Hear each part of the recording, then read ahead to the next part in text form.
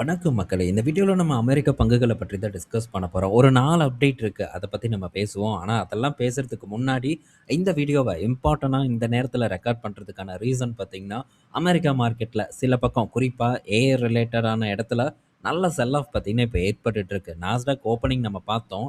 பாசிட்டிவா தான் வந்து இருந்தது. ஆனா, இப்போ நாஸ்டாக் கிட்டத்தட்ட 1.25% வரைக்கான ஒரு இறக்கத்த குடுத்திருக்கு. ஆனா, இதுல ஒரு பெரிய டிஃபரன்ஸ் இருக்கு. என்னன்னா, ஆப்பிள் இன்னைக்கு பெரிய அளவுக்கு இறங்கல. அண்ட் கூகுள் இறங்கல. மைக்ரோசாஃப்ட் இறங்கல. ஸோ இந்த முன்னணி நிறுவனங்கள் பார்த்தீங்கன்னா, இப்ப பாசிட்டிவா ட்ரேட் ஆயிட்டு இருக்கு. மைக்ரோசாஃப்ட் பாருங்க கிட்டத்தட்ட 2.5% வரைக்கான ஏற்றத்த குடுத்துட்டு இருக்கு. ஆப்பிள் பார்க்கும்போது 4% வரைக்கான ஒரு ஏற்றத்த குடுத்துட்டு இருக்கு. கூகுள் பார்க்கும்போது இன்னைக்கு டேல ஏற்றத்த தான் வந்து டெலிவர் பண்ணிட்டு இருக்கு. ஸோ இந்த பெரும் நிறுவனங்கள் இப்ப வரைக்கும் ஒரு பாசிட்டிவ் பெர்ஃபார்மன்ஸ போஸ்ட் பண்ணிட்டு இருக்கு. இந்த மைக்ரோசாஃப்ட் பத்தியெல்லாம் நம்ம இதுக்கு முன்னாடி டிஸ்கஸ் பண்ணியிருக்கோம். ஸோ இப்போ அமெரிக்கா மார்க்கெட்ல மெகா கேப்ல இருக்கக்கூடிய ஒரு நல்ல தரமான ஒரு நிறுவனம், நல்ல ஒரு இடத்துல இருக்கக்கூடிய ஒரு நிறுவனம்னு பார்த்தா அது மைக்ரோசாஃப்ட் தான். ஸோ மைக்ரோசாஃப்ட் நல்ல ஒரு அட்ராக்டிவான இடத்துல இருக்கு. ஸோ பலமுறை இத பற்றி நம்ம பேசியிருக்கோம். ஸோ இன்னைக்கு டேல ஒரு நல்ல பெர்ஃபார்மன்ஸ போஸ்ட் பண்ணது நம்மள பொறுத்தவரைக்கும் நல்ல விஷயம். பட் இன்னும் கொஞ்சம் கூடுதலா டைம் கிடைச்சதுன்னா ரொம்ப நல்லாவே வந்து இருக்கும். ஏன்னா, ஸோ இதோட மதிப்பு அப்படின்னு பார்க்கும்போது கொஞ்சம் அதிகமா இருக்கு நம்ம பணத்துக்கு. ஸோ நம்ம இதில முதலீடு பண்ணணும்னா, ஓரளவு டீசென்ட்டாவாச்சும் பண்ணணும்னா, நமக்கு டெஃபினட்டா டைம் வேணும். ஸோ டைம் எந்த அளவுக்கு நமக்கு கிடைக்குதோ, அந்த அளவுக்கு பெட்டரா வந்து பில்ட் பண்ண முடியும் அப்படின்னு தான் நான் நினைக்கிறேன். ஸோ அப்பதான் பண்ண முடியும் அப்படிங்கிறதும் மறுக்க முடியாத ஒரு உண்மை. ஏன்னா நம்மல்லாம் பார்க்கும்போது ரொம்ப பெரிய அளவுக்கு முதலீடு பண்ணக்கூடிய ஆட்கள் கிடையாது. பெரிய அளவுக்கு பணத்தோட பொரளக்கூடிய ஆட்கள் கிடையாது. ஸோ நம்ம பக்காவா பிளான் பண்ணி தான் எந்த ஒரு முடிவும் வந்து எடுக்கணும். ஸோ அப்படி பண்ணும்போது கண்டிப்பா நமக்கு நேரம் அப்படிங்கிறது தேவைப்படும். ஸோ அப்படி நேரம் நமக்கு கிடைக்க தான் ஸோ நல்ல ஒரு பொசிஷன் வந்து பில்ட் பண்ண முடியும். ஸோ எப்படி வந்து நம்ம மார்க்கெட்ல பொறுமையா லார்ஜ் கேப்ல பொசிஷன் பில்ட் பண்றோமோ, அதே தான் இங்கேயும் வந்து நம்ம பண்றோம். ஸோ உதாரணத்துக்கு இன்டெல்ல பில்ட் பண்றதுக்கு நமக்கு வாய்ப்பு கிடைச்சது. ஸோ அதே மாரியான ஒரு வாய்ப்பு. ஸோ இப்போ ஸ்டெல்லன்டீஸ்ல போயிட்டு இருக்கு. பில்ட் பண்ணிட்டு இருக்கேன். ஸோ இப்போ மைக்ரோசாஃப்ட்லயும் இருக்கு. இந்த வாய்ப்பு தொடர்ந்து இருந்ததுன்னா ரொம்பவே பார்க்கும்போது சிறப்பா இருக்கும். ஸோ இருக்குமாங்கிறத மட்டும் நம்ம வெயிட் பண்ணி பார்ப்போம். ஆனா இன்னைக்கு ஏஐ ரிலேட்டட் பங்குகள போட்டு பெரிய அளவுக்கு பார்த்தீங்கன்னா அடிச்சிட்டு இருக்காங்க. மைக்ரான் பார்க்கும்போது கிட்டத்தட்ட 9% வரைக்கான சரிவ வந்து ஃபேஸ் பண்ணிட்டு இருக்கு. ஸோ எல்லாம் நல்லா ஏறுன பங்குகள் தான். ஸோ இத பற்றியும் பலரும் பார்த்தீங்கன்னா கேட்டுக்கிட்டு தான் இருக்காங்க. ஸோ மைக்ரான் பத்தி எல்லாம் பேசுங்க. மைக்ரான் இப்போ ஒர்த்தா? ஸோ சான்டிஸ்க் பத்தி நம்ம பார்க்கலாமே அப்படின்ட்டு. பட் இதெல்லாம் ஆல்ரெடி வந்து ஒரு நல்ல ரேலிய குடுத்த நிறுவனங்கள். ஸோ இப்போ பார்க்கும்போது ஒரு கரெக்ஷன போஸ்ட் பண்ணிட்டு இருக்கு. எங்க இருந்தது? ஸோ கிட்டத்தட்ட $1250 கிட்ட இருந்தது. இப்போ $900 கிட்ட ட்ரேட் ஆயிட்டு இருக்கு. ஸோ சான்டிஸ்க் 12% வரைக்கான சரிவு, எஸ்கே ஹைனிக்ஸ் கிட்டத்தட்ட 15% வரைக்கான சரிவை இப்போ வரைக்கும் வந்து ஃபேஸ் பண்ணிட்டு இருக்கு. ஸோ ஒரு பக்கம் ஏஐ ரிலேட்டட் பங்குகள் பெரும் சரிவை சந்திச்சுட்டு வந்துட்டு இருக்கும்போது, சைலண்ட் ஏஐ ரிலேட்டட் நிறுவனங்களான மைக்ரோசாஃப்ட், கூகுள் போன்ற நிறுவனங்கள் இன்னைக்கு டேல மார்க்கெட்ட அதாவது யுஎஸ் மார்க்கெட்ட தூக்கி நிறுத்திட்டு இருக்கு அப்படின்னே நம்ம சொல்லலாம். ஸோ ரொம்ப கேர்ஃபுல்லா இருக்கணும் அப்படிங்கிறது தான் இந்த பதிவோட முக்கிய நோக்கம். ஏஐ ரிலேட்டட் பங்குகள்ல முதலீடு குவியுது. குறிப்பா ரீட்டெயில் இன்வெஸ்டர் கிட்ட இருந்து முதலீடுகள் ரொம்ப குவியுது. ஸோ அத வந்து நம்ம கண்டிப்பா முடிஞ்ச அளவுக்கு ஒரு விழிப்புணர்வை ஏற்படுத்தணும் அப்படின்ட்டு நானும் தொடர்ந்து உழைத்துக் கொண்டே தான் இருக்கேன். ஸோ கண்டிப்பா நம்ம நண்பர்கள் கிட்ட விழிப்புணர்வு இருக்கும்னு நான் நினைக்கிறேன். ஸோ இந்த ஏஐ கேம்ல போய் மாட்டாம இருப்பது ரொம்ப நல்லது. ஸோ ஒரு நண்பர் கூட கேட்டிருந்தாரு. இப்போ ஏஐ பபிள் மேபி பிளாஸ்ட் ஆச்சுன்னா, ஸோ பெரிய அளவுக்கான சரிவு வருமே, அமெரிக்க பங்குகள வித்துறலாமா அப்படிங்கிற கேள்வி இருக்கு. ஸோ டெஃபினட்டா பெரிய அளவுக்கான சரிவு வரும். மேபி எதிர்பார்த்த மாரியான ஒரு சரிவு ஏற்படல. ஏஐ பபிள் ஏற்படல அப்படின்னா, நம்மளால என்ன பண்ண முடியும்? டெஃபினட்டா ஒண்ணும் பண்ண முடியாது. ஸோ அதுக்கு தான் நம்ம திட்டமிட்டு ஒரு நல்ல இடத்துல முதலீடு பண்ணணும். ஸோ இப்போ ஏஐ ரிலேட்டடான பங்குகள் எதுலயுமே நான் கான்சன்ட்ரேட் பண்ணல. ஸோ இத நான் தொடர்ந்து பல மாதங்களா உங்க கூட சொல்லிட்டு வந்துட்டு இருக்கேன். ஏன்னா, எங்கேயும் சான்ஸ் இல்ல அப்படின்ட்டு. அதர் சைட் பார்க்கும்போது நல்ல குவாலிட்டியான நிறுவனங்கள் அண்ட் ஃபியூச்சரை பேஸ் பண்ண நிறுவனங்கள் பக்கம் தான் என்னோட பார்வை இருக்கு. ஸோ ஆல்ரெடி அந்த நிறுவனங்கள் பார்க்கும்போது நல்ல ஒரு அட்ராக்டிவான இடத்துல இருக்கு. உதாரணத்துக்கு மைக்ரோசாஃப்ட், ஸ்டெல்லன்டீஸ் அடுத்தது ஸோ இந்த ரோபோ டாக்ஸி ஃபிலிம்ஸ் இந்த இடமெல்லாம் பார்க்கும்போது என்னை பொறுத்தவரைக்கும் பெட்டரா இருக்கு. ஸோ அதனால அந்த பக்கம் தான் என்னோட கான்சன்ட்ரேஷன் இருக்கு. ஸோ பெரும்பாலும் ரோபோ டாக்ஸி பற்றியெல்லாம் யாரும் இன்னும் பேச ஆரம்பிக்கல. பட் கூடிய விரைவில் அத பற்றி அனைவரும் பேச ஆரம்பிப்பாங்க. ஏன்னா விதை நம்ம போட்டாச்சு. ஸோ தொடர்ந்து அது மரமா முளைக்கும் அப்படிங்கிறதுல மாற்று கருத்து இல்ல. பட் பங்குகள பற்றி இந்த இடத்துல நான் பொது வழியில நான் டிஸ்கஸ் பண்ணல. ஏன்னா, ஸோ அது வந்து கண்டிப்பா ஃபியூச்சர் அப்படின்னு நம்ம போம்போது, அது பெரிய அளவுக்கான ஒரு ஆபத்துல இருக்கக்கூடியது. ஸோ புரிதல் இல்லாம பேர கேட்டு வாங்கக்கூடிய பழக்கம் நெறைய பேருக்கு இருக்கு. அப்படி வாங்கும்போது கண்டிப்பா ஆபத்துல மாட்றதுக்கான வாய்ப்பு இருக்கு. ஸோ அதனால அதெல்லாம் பார்த்தீங்கன்னா, மெம்பர்ஷிப்ல தான் வந்து நம்ம டிஸ்கஸ் பண்ணிட்டு இருக்கோம். ஸோ அத பற்றியான அப்டேட் தான் வந்து நாளைக்கு இருக்கு. ஸோ டெஃபினட்டா நாளைக்கு நைட்டு கண்டிப்பா அத வந்து நான் போஸ்ட் பண்றேன். ஓகே. ஸோ நெக்ஸ்ட் அப்படின்னு நம்ம பார்க்கும்போது, ஸ்பேஸ் எக்ஸ் வந்து இப்போ ரீசென்ட்டா வந்து ஐபிஓல வந்ததும் பார்த்தீங்கன்னா, ஒரு நல்ல ஏற்றத்த வந்து குடுத்திருந்தது. ஆனா இப்போ ஐபிஓ பிரைஸுக்கு கீழ பார்த்தீங்கன்னா, SpaceX இப்போ வந்துருச்சு. ஸோ ட்ரேட் ஆயிட்டிருக்கு. கிட்டத்தட்ட $130ல பார்த்தீங்கன்னா, SpaceX வந்து ட்ரேட் ஆயிட்டிருக்கு. ஸோ போட்டு பொளந்துட்டு இருக்காங்க. ஸோ இந்த SpaceX இதெல்லாம் பார்த்தீங்கன்னா, ரொம்பவே கதைய சொல்லி நம்ம தலையில கட்டக்கூடிய நிறுவனம். ஸோ ரொம்ப ரொம்ப பார்த்தீங்கன்னா, நம்ம ஒரு நல்ல ஒரு லோவஸ்ட் பிரைஸ்ல வாங்குனா மட்டும் தான், நல்ல ரிட்டர்னே வந்து இந்த இடத்துல ஜெனரேட் பண்ண முடியும். ரொம்ப ஆபத்தான ஒரு நிறுவனமும் கூட. ஸோ கேர்ஃபுல்லா இருக்க வேண்டியது நம்ம கடமை. இந்த மாரியான நிறுவனங்கள் இறங்குதே அப்டின்ட்டு.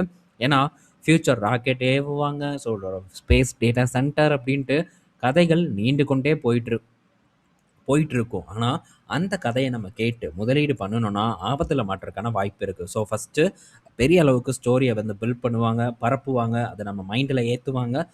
கடைசில பார்த்தீங்கன்னா, நம்ம பெரிய அளவுக்கு முதலீடு பண்ணதுக்கப்புறம் மொத்தமா பானைய போட்டு உடைக்கிற மாரி உடைச்சுருவாங்க. ஸோ இது பக்கமெல்லாம் நம்ம திரும்பவே கூடாது அப்படிங்கிறத நான் திரும்ப இந்த இடத்துல வலியுறுத்திக்கிறேன். அடுத்தது Intel. ஸோ இன்னைக்கு Intel, AMD, Nvidia போன்ற நிறுவனங்கள் பார்த்தீங்கன்னா, அருமையான ஒரு சரிவ வந்து போஸ்ட் பண்ணிட்டு இருக்கு. போட்டு அடிச்சு பொளந்துட்டு இருக்காங்க. ஸோ Intel கிட்டத்தட்ட 9% இறக்கம்னு நெனைக்கிறேன். இல்ல 7% வரைக்கான சரிவ போஸ்ட் பண்ணிட்டு இருக்கு. $100 பார்த்தீங்கன்னா, இப்போ Intel அகைன் வந்து கட் பண்ணியிருக்கு. ஸோ இதுக்கு முன்னாடி ஜூன் மாசம் நடந்திருக்கு.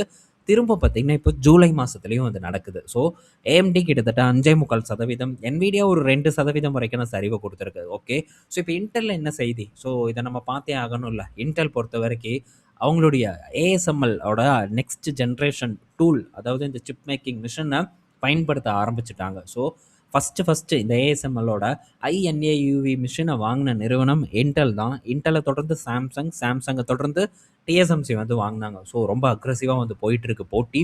இப்போ Intel பார்த்தீங்கன்னா, புரொடக்ஷன ஸ்டார்ட் பண்ணிட்டாங்க. ஸோ Panther Lakeஓட சிப்ப வந்து இப்போ ப்ரொடியூஸ் பண்ண ஆரம்பிச்சுட்டாங்க. அடுத்தது Nova Lake. ஸோ அடுத்த ஜெனரேஷன் சிப்ப பார்த்தீங்கன்னா, இந்த ASMLோட நெக்ஸ்ட் ஜெனரேஷன் சிப்ப வந்து ப்ரொடியூஸ் பண்ண போறதா அப்டேட் வந்து குடுத்துருக்காங்க.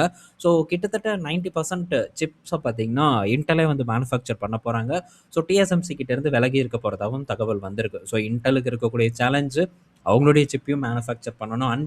ஸோ புதுசா கிடைச்ச டீல்ஸையும் வந்து அவங்க கரெக்ட்டா வந்து கொண்டு போகணும்.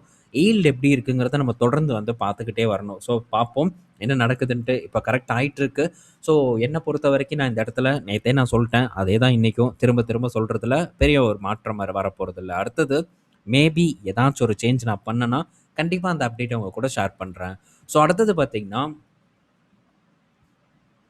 ஸோ PayPal பத்தியான ஒரு அப்டேட். ஸோ ரொம்ப நாளா பார்த்தீங்கன்னா, படுத்த படுக்கையா இருந்த இந்த PayPal இப்போ நிமிர்ந்து எந்திரிச்சு குடுகுடுன்னு ஓடிட்டு இருக்கு. ஸோ என்னடா அந்த செய்தி அப்படின்னு பார்த்தா, அட்வென்ட். ஸோ இத நம்ம மார்க்கெட்லயே கேள்விப்பட்டிருப்போம். பல நிறுவனங்கள்ல பார்த்தீங்கன்னா, முதலீடு பண்ணக்கூடிய ஒரு நிறுவனம் தான் இந்த அட்வென்ட். ஸோ இப்ப இந்த அட்வென்ட் அண்ட் ஸ்ட்ரைப் 2 பேரும் சேர்ந்து இந்த PayPalஓட பங்குகள வந்து வாங்க போறதா ஒரு தகவல் வந்து கிடைச்சிருக்கு. ஸோ $53 பில்லியன் ஒர்த்தான ஸ்டாக்ஸ வந்து வாங்கி இவங்க வந்து கண்ட்ரோல் பண்ண போறதா ஒரு தகவல் வந்து கிடைச்சிருக்கு. ஸோ இந்த 2 நிறுவனங்களும் சேர்ந்து வந்து இத மேனேஜ் பண்ண போறதா தகவல் வந்திருக்கு. இந்த செய்தி வந்ததும் PayPal பார்த்தீங்கன்னா, கிட்டத்தட்ட நல்ல ஏற்றத்த வந்து குடுத்திருக்கு. ஒரு 15% வரைக்கான ஏற்றம் PayPalல வந்து நடந்திருக்கு. ஸோ இந்த PayPal ரீசென்ட்டா கிட்டத்தட்ட ஒரு $40 கிட்ட எல்லாம் போச்சு. அங்கருந்து இப்ப திரும்ப ஒரு ரெக்கவர பார்த்தீங்கன்னா, போஸ்ட் பண்ணிட்டு வந்துட்டுருக்கு. பட் இந்த PayPalல எனக்கு அந்த அளவுக்கு கான்ஃபிடென்ட் இல்லாத ஒரு காரணத்தினால, ஸோ இந்த PayPal பக்கம் நான் அ திரும்பல. ஆனா கிட்டத்தட்ட அந்த லாஸ்ட் டிப்ல இருந்து ஸோ அருமையான ஒரு ஏற்றம் $15 வரைக்கான ஏற்றம் இந்த PayPalல வந்து ஏற்பட்டிருக்கு. இந்த நியூஸ் பார்த்தீங்கன்னா, இன்னைக்கு வந்த செய்தி கிடையாது. ஸோ இந்த மந்தோட ஸ்டார்ட்டிங்லயே இந்த செய்தி வந்துருச்சு. ஸோ அப்ப என்ன பிரைஸ்ல இருந்திருக்கும்? ஸோ அப்ப பார்க்கும்போது ஒரு $43 கிட்ட இருந்திருக்கு. இப்போ $55 கிட்ட இருக்கு. ஸோ $12 ஏத்திட்டாங்க இந்த இடப்பட்ட டைம்ல. ஸோ வருவதற்கு முன்னாடியே ஏத்தியாச்சு. பட் இப்போதைக்கு ஓனர்ஷிப் தான் சேஞ்ச் ஆகுது. பட் பிசினஸ் வைஸ்ல ஸோ இன்னும் பெரிய மாற்றங்கள கொண்டு வரணும். ஸோ பல கிளாரிஃபிகேஷன் நமக்கு கிடைக்கணும். ஸோ ஜஸ்ட் லைக் தட் நம்ம இதில போய் முதலீடு பண்ணிற முடியாது அப்படிங்கிறது நான் என்னோட ஒரு டிசிஷன். ஏன்னா, ஸோ புரிதல் இல்லாம முதலீடு பண்ற பழக்கம் நமக்கு கிடையாது. ஸோ அப்படி நம்ம பண்ணுனா ட்ரேடிங் பண்றதுக்கு பண்ணலாம். பட் அமெரிக்கா மார்க்கெட்ல போய் நம்ம அத புரிதல் இல்லாம பண்ணுனோம்னா, பெரிய ஒரு அடி கிடைச்சிரும். இத்து போன கொஞ்சோண்டு டாலர் லாபத்துக்கு நம்ம ஆசைப்பட்டு, நம்ம கொண்டு போன கேப்பிட்டல இழக்கிறதுக்கான வாய்ப்பு கூட ஏற்படலாம். ஸோ கவனமா புரிதலோட செயல்பட நம்ம ட்ரை பண்ணலாம். நெக்ஸ்ட் பார்க்கும்போது எஸ்கே ஐனிக்ஸ். ஸோ இந்த எஸ்கே ஐனிக்ஸ் பார்த்தீங்கன்னா, கிட்டத்தட்ட கொரியா மார்க்கெட்ல ஸோ இந்த கிட்டத்தட்ட அப்படிங்கிறத ரொம்ப நான் யூஸ் பண்ணிட்டு இருக்கேன்னு நினைக்கிறேன் இந்த வீடியோல. ஸோ எப்படி வந்ததுன்னு தெரியல. ஸோ அத வந்து நம்ம அவாய்ட் பண்ண ட்ரை பண்ணலாம். இப்போ இந்த எஸ்கே ஐனிக்ஸோட கொரியால லிஸ்ட் ஆன பங்க காட்டிலும் ஏடிஆர் எஸ்கே ஐனிக்ஸோட நாஸ்டாக்ல லிஸ்டான ஏடிஆரோட ப்ரீமியம் பார்க்கும்போது 50%க்கு மேலே அதிகமாக இருக்கிறதா சொல்கிறாங்க. ஸோ என்ன காரணம் அப்படின்னு நம்ம பார்த்தோம்னா, பெரிய அளவுக்கான ஒரு ஆர்வம் இன்வெஸ்டர், அது யார், ரீட்டைல் இன்வெஸ்டர் மத்தியில் அதிகமாக இருக்குது எஸ்கே ஐனிக்ஸை வாங்குறதுக்கு. ஸோ நம்ம வீடியோலேயே நான் பார்த்துருக்கேன், நிறைய நண்பர்கள் எஸ்கே ஐனிக்ஸை பற்றி பேசுங்க, எஸ்கே ஐனிக்ஸை வாங்கலாமான்ட்டுலாம் கேட்டுட்டு இருந்தாங்க. பட் இந்த எஸ்கே ஐனிக்ஸில் இருக்கக்கூடிய பிரச்சனைகளை பற்றி நம்ம பேசணும். இது ஜஸ்ட் வந்து எஸ்கே ஐனிக்ஸ்க்கு மட்டும் இருக்கக்கூடிய பிரச்சனை இல்லை. ஸோ ஓவரால் இண்டஸ்ட்ரிக்கே இருக்கக்கூடிய பிரச்சனை. இண்டஸ்ட்ரி நல்லா போகுது, ஆனால் ஷேர் ப்ரைஸ் பார்க்கும்போது ரொம்ப உயர்வாக இருக்குது. அதனால் நமக்கு இந்த இடத்துலலாம் பெருசாக பாதுகாப்பே இல்லை. ஆனால் இந்த ப்ரீமியம் இப்போ ரொம்ப அதிகமாக இருக்கிறதுக்கான ரீசன், அடிச்சு பிடிச்சி பல இடத்துல இருந்தும் பல நாடுகள்ல இருந்தும் ஏடிஆரில் வந்து வாங்கிட்டு இருக்கிறத தகவல் வந்து கிடச்சிருக்கு. ஸோ இதுதான் பார்த்தீங்கன்னா எலிப்பொறி. இந்த எலிப்பொறியில் எலிகள் ஆட்டோமேட்டிக்காக போய் மாட்டுறாங்க. ஸோ என்னென்னலாம் ட்ரிக் பண்ணுறாங்க அப்படிங்கிறத நம்ம கண்கூட பார்த்துட்டு இருக்கோம். ஸோ நான் பார்க்கக்கூடிய விஷயங்கள் அனைத்தையும் பார்த்தீங்கன்னா இந்த இடத்துல நான் ஷேர் பண்ணுறேன். ஸோ ஷேர் பண்ணுறதுக்கான ரீசன், புரியாமல் போய் இதில் வாங்கி மாட்டிக்க கூடாது அப்படிங்கிறது தான் அந்த ரீசன்.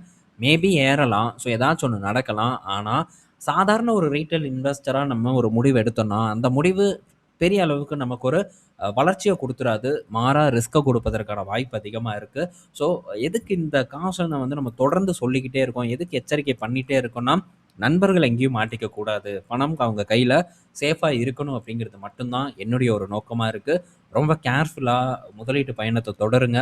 ரொம்ப புரிதலோடு வந்து முதலீடு பண்ண ட்ரை பண்ணணும் அப்படிங்கிறது என்னோட ரிக்வஸ்ட்டாக இருக்குது. சில பங்குகள் ஏறவே மாட்டேங்குதே, ஸோ அந்த பங்குகளில் நம்ம பேசாமல் போய் தொடர்ந்து வாங்கிட்டு இருக்கிறதுக்கு என்ன யூஸ்? அதுக்கு பதிலாக இந்த மாதிரியான ஒரு ஏஐ ரிலேட்டடான ஸோ நல்ல ஒரு ஏற்றத்தை கொடுக்கக்கூடிய நிறுவனத்தை பக்கம் நம்ம போகலாமே அப்படிங்கிற ஒரு தாட் இருக்கலாம். இது நியாயம்தான், எந்த மாற்று கருத்தும் இல்லை. ஏன்னா அதுதான் பர்ஃபார்மே பண்ணலையா, வருஷ கணக்காக ஒரே இடத்துல இருக்குது, அதை போய் எதுக்குங்க நம்ம பார்க்கணும் அப்படின்னு நினைக்கலாம். ஆனால் அதுதான் நமக்கு ஒரு சேஃப்டியை கொடுக்கும் அண்டு ஃப்யூச்சரில் ஒரு நல்ல ரிட்டர்னை கொடுக்குங்கிறது என்னோட ஒரு புரிதலாக வந்து இருக்குது. மேபி இந்த புரிதல் பலருக்கும் ஈடுபாடு இல்லாமல் போகலாம், பட் அவங்கவுங்க இதை பண்ணலாம். பட் என்னோட ஒரு வேலை, ஸோ ஒரு எச்சரிக்கையை கொடுக்கணும், யாரும் மாட்டிக்க கூடாது அப்படிங்கிறது மட்டும்தான். ஸோ புரிதல் ஏற்பட்டிருக்கும்னு நான் நினைக்கிறேன். பட் அதே நேரத்தில் ரொம்ப கேர்ஃபுல்லாக பண்ணுங்கள். பை கால் அண்ட் செல் கால் அதெல்லாம் இங்கே நம்ம ப்ரொவைட் பண்ணுறது இல்லை. ஸோ நிறுவனத்தில் இருக்கக்கூடிய சிக்கல்கள் அண்ட் இண்டஸ்ட்ரியில் ஏற்பட்டு இருக்கக்கூடிய மாற்றங்களை பற்றி இந்த இடத்துல பேசணுங்கிறது என்னுடைய ஒரு நோக்கமாக இருக்குது. ஸோ புரிதல் ஏற்பட்டிருக்கும் அப்படின்னு நான் நினைக்கிறேன். அடுத்த வீடியோவில் நம்ம திரும்ப வந்து மீட் பண்ணுவோம். பாய் மக்களே.